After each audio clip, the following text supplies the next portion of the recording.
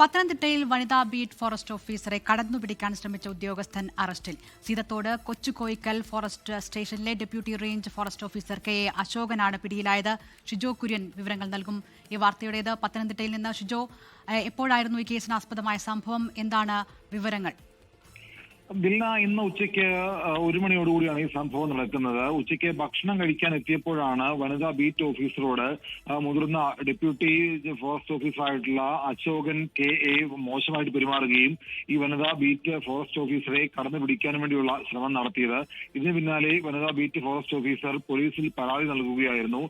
ചിറ്റാർ പോലീസിൽ പരാതി നൽകിയതിന് പിന്നാലെയാണ് ഇപ്പോൾ ഡെപ്യൂട്ടി ഫോറസ്റ്റ് ഉദ്യോഗസ്ഥനായിട്ടുള്ള കെ എ അശോകനെ ചിറ്റാർ പോലീസ് അറസ്റ്റ് ചെയ്തിരിക്കുന്നത്. ഇന്ന് ഉച്ചയ്ക്ക് ഭക്ഷണം കഴിക്കാൻ വേണ്ടി പോയ സമയത്ത് വൈദ്യുതി ഓഫ് ആവുകയും ആ സമയത്ത് വനിതാ ബീറ്റ് ഫോറസ്റ്റ് ഓഫീസറോട് മോശമായി സംസാരിക്കുകയും ഈ വനിതാ ഉദ്യോഗസ്ഥയെ കടന്നു പിടിക്കാനും ഈ അശോകൻ ശ്രമിക്കുകയും ചെയ്തു. ഇതിന് പിന്നാലെയാണ് വനിതാ ബീറ്റ് ഫോറസ്റ്റ് ഉദ്യോഗസ്ഥ പോലീസിൽ പരാതി നൽകിയത്. വളരെ മോശമായിട്ടുള്ള സമീപനം മേലുദ്യോഗസ്ഥന്റെ ഭാഗത്ത് നിന്ന് ഉണ്ടായിട്ടുണ്ട് എന്നുള്ള കാര്യങ്ങൾ വനിതാ ഉദ്യോഗസ്ഥ പോലീസിനോട് പറയുകയും ചെയ്തിട്ടുണ്ട്.